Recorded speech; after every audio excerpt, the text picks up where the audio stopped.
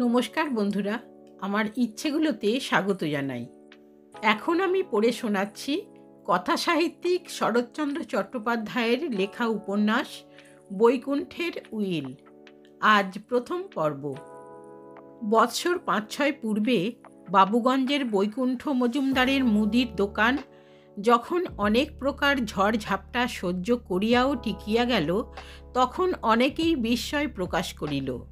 কারণ কি করিয়া যে বৈকুণ্ঠ তাল সামলাইল তাহা কেহই জানে না।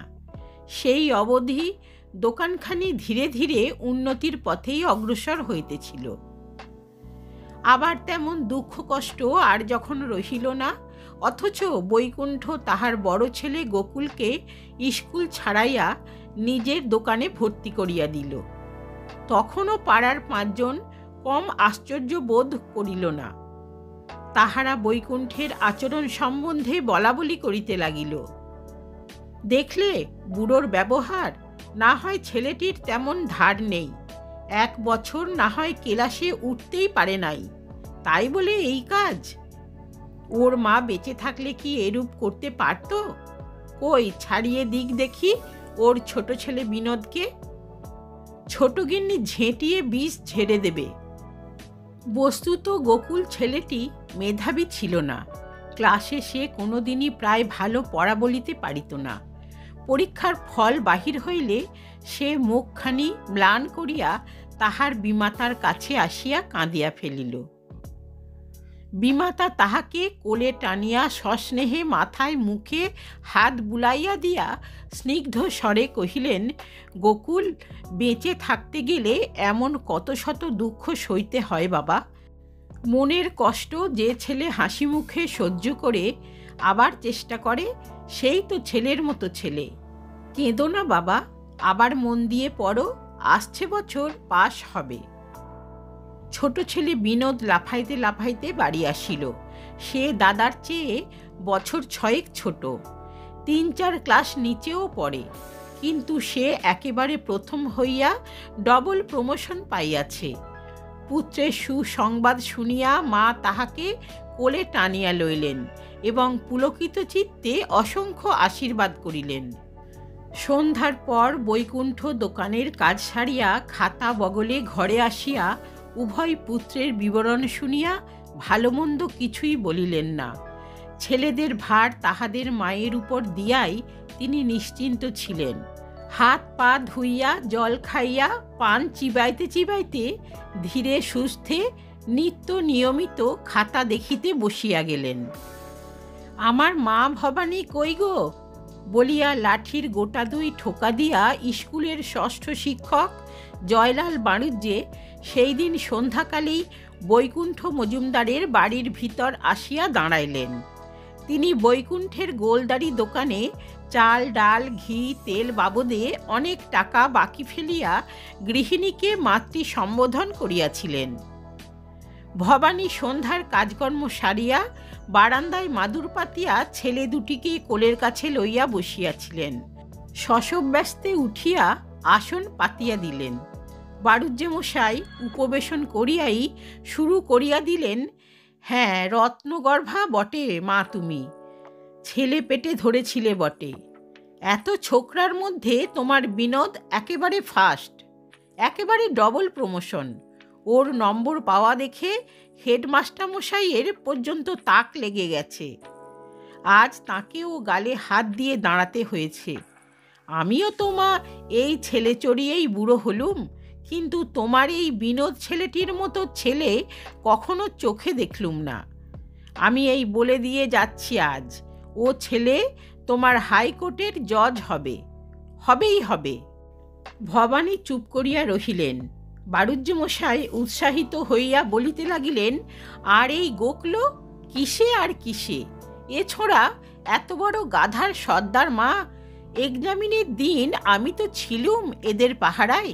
কত ছেলে টেবিলের নিচে দিব্যি বই খুলে কপি করে দিলে। ওরই ডাইনে বাঁয়ে মল্লিকদের 2 ছেলে বই খুলে লিখতে লাগলো। আমি দেখেও দেখলুম না, বরং হতভাগাটাকে চোখ টিপে একটা ইশারা পর্যন্ত করে দিলুম। কিন্তু সেই যে বোদা বলদের মতো হাত গুটিয়ে বসে রইল, কোনো দিকে চোখ পর্যন্ত ফেরালে না। নইলে আশু মল্লিকের ছেলে পাশ হয় আর ও হতে পারে না? সত্যি কি না ওকেই জিজ্ঞাসা করে দেখো দেখি মা, বলিয়া জয়লাল মাস্টার লাঠিটা তুলিয়া লইয়া সহসা গোকুলের প্রতি একটা খোঁচানোর ভঙ্গি করিয়াই আপাতত কোনো মতে তার অস্থি মজ্জাগত ছেলে ঠেঙানোর প্রবৃত্তিটা শান্ত করিয়া লইলেন। কিন্তু গোকুল ভয়ে শিহরিয়া উঠিল। নিমেষের মধ্যে ভবানী দুই বাহু বাড়াইয়া তাঁর সেই সপত্নী পুত্রটিকে বুকের কাছে টানিয়া লইলেন। গোকুলের মা নাই, মাকে তাহার মনেও পড়ে না। এই বিমাতার কাছেই সে মানুষ হইয়াছে। আজই স্কুল হইতে ফিরিয়া কাঁদিতে কাঁদিতে যখন সে তাহার কাছে আসিয়া পড়িল, তখন হইতে আর তাহাকে তিনি কাছছাড়া করেন নাই, এবং এতক্ষণে তাহাদের চুপি চুপি এই সকল কথাই হইতেছিল। গোকুলের মাথায় মুখে হাত বুলাইয়া স্নেহার্দ্র মৃদু কণ্ঠে বলিলেন, হ্যাঁ বাবা, আর সব ছেলেরা বই দেখছিল, শুধু তুমি কোনো দিকে তাকিয়ে দেখোনি? গোকুল কিছুই বলিতে পারিল না।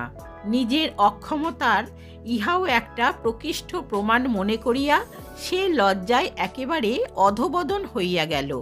কিন্তু কথাটা গহরের মধ্যে বৈকুণ্ঠের কানে যাওয়ায় তিনি হিসাবের খাতা হইতে মুখ তুলিয়া একেবারে কান খাড়া করিয়া রহিলেন। ভবানী মৃদু হাসিয়া কহিলেন, এবছর খুব মন দিয়ে পড়লে আসছে বছর ও ফার্স্ট হতে পারবে। বিমাতার এই স্নেহের কণ্ঠস্বর বাড়ুজ্যমশাই চিনিতে পারিলেন না। সপত্নী পুত্রের প্রতি স্ত্রীলোকের বিদ্বেষ তাহার কাছে এমনি শতসিদ্ধ সত্য যে কোথাও কোনো ক্ষেত্রেই যে ইহার ব্যতিক্রম ঘটিতে পারে সে কথাও তাহার মনে উদয় হইল না। ইহাকে একটা মৌখিক শিষ্টতা মাত্র জ্ঞান করিয়া তিনি গোকলোকে আরও তুচ্ছ করিয়া দেখাইবার অভিপ্রায়ে জিহ্বার দ্বারা তালুতে এক প্রকার শব্দ উৎপাটন করিয়া বলিলেন, হায় হায়, গোকলো হবে ফার্স্ট। পূবের সূর্যি উঠবে পশ্চিমে। যে ফার্স্ট হবে মা, সে ওই তোমার বাঁ দিকে শুনছে, বলিয়া তিনি অঙ্গুলি সংকেতে বিনোদকে নির্দেশ করিয়া হঠাৎ একটুখানি কাষ্ঠ হাসির রসান দিয়া বলিলেন, তাই কি ছোঁড়ার লজ্জা শরম আছে? উল্টে ছেলেদের সঙ্গে কোঁদল করছিল যে আমি পাস হইনি বটে, কিন্তু আমার ছোট ভাই যে সকলের প্রথম হয়েছে। তোদের কটা ভাই এমন ডবল প্রমোশন পেয়েছে বলতো রে? শোনো একবার কথা মা, ছোট ভাই ফার্স্ট হয়েছে, কোথায় ও লজ্জায় মরে যাবে না, ওর দেমাক দেখো। ভবানী আর থাকিতে পারিলেন না। জোর করিয়া গোকুলকে টানিয়া লইয়া তাহার মাথাটা বুকের উপর চাপিয়া ধরিলেন। গোকুল লজ্জায় মরিয়া গিয়া মায়ের বুকে মুখ লুকাইয়া চুপ করিয়া বসিয়া রহিল। গোকুল তাহার ছোট ভাইটিকে যে কত ভালোবাসিত তাহা তিনি জানিতেন। বাণুজ্যমশাই আরও গুটি কতক বাছা বাছা কথা বলিয়া তাহার বিনোদকে এই সময় হইতেই যে বাটিতে উপযুক্ত শিক্ষক নিযুক্ত করিয়া পড়ানো উচিত ইহাই জানাইতে চাহিয়াছিলেন। কিন্তু হঠাৎ এই সময়ে পাশের ঘরের এক ঝলক আলো মাতা পুত্রের গায়ের উপর আসিয়া পড়ায় তাহার মনে যেন একটু খটকা বাজিল। ভবানী যেমন করিয়া এই নির্বোধ সপত্নীপুত্রকে বুকে লইয়া তাহার মাথায় হাত বুলাইয়া দিতেছিলেন, তাহা ঠিক যেমনটি হওয়া উচিত তেমনটি নয় বলিয়াই তাহার সন্দেহ জন্মিল। সুতরাং এই তুলনামূলক সমালোচনা সম্প্রতি আর অধিক ঠেলিয়া লইয়া যাওয়া উচিত হইবে কিনা তাহা ঠিক ঠাওর করিতে না পারায় তাহাকে অন্য কথা পাড়িতে হইল। ভবানী এতক্ষণ প্রায় চুপ করিয়াই শুনিতেছিলেন, এখনও বেশি কথা কহিলেন না। অবশেষে রাত্রি হইতেছে বলিয়া বাণুজ্যমশাই বহু প্রকার আশীর্বচন উচ্চারণ করিয়া এবং ভবিষ্যতে বিনোদের যজিয়তি প্রাপ্তির সম্ভাবনা বারংবার নিঃসংশয়ে জানাইয়া দিয়া লাঠিটি হাতে করিয়া গাত্রোত্থান করিলেন। ঘরের মধ্যে বসিয়া বৈকুণ্ঠ ঠিক যেন এই সময়টির জন্যই অপেক্ষা করিতেছিলেন। সম্মুখে আসিয়া কঠোরভাবে প্রশ্ন করিলেন, হ্যাঁ রে গোকলো, সবাই বই দেখে লিখে পাশ করে গেল, তুই লিখলি না কেন? গোকুল ভয়ে কাঁটা হইয়া পূর্ববৎ লুকাইয়া রহিল। অনেক ধমক টমকের পর সে যাহা কহিল তাহার ভাবার্থ এই যে পূর্বাহ্নেই হেডমাস্টার মহাশয় আসিয়া চুরি করিয়া দেখাদেখি করিয়া লিখিতে নিষেধ করিয়া দিয়া গিয়াছিলেন। বৈকুণ্ঠ কিছুক্ষণ নিঃশব্দে দাঁড়াইয়া কি যেন চিন্তা করিলেন। পরে বলিলেন, কাল থেকে আর তোকে স্কুলে যেতে হবে না, আমার সঙ্গে দোকানে যাবি বলিয়া ঘরে ফিরিয়া গিয়া নিজের কাজে মন দিলেন। ইহা একটা মামুলি শাসনমাত্র মনে করিয়া ভবানী তখন কথা কহিলেন না।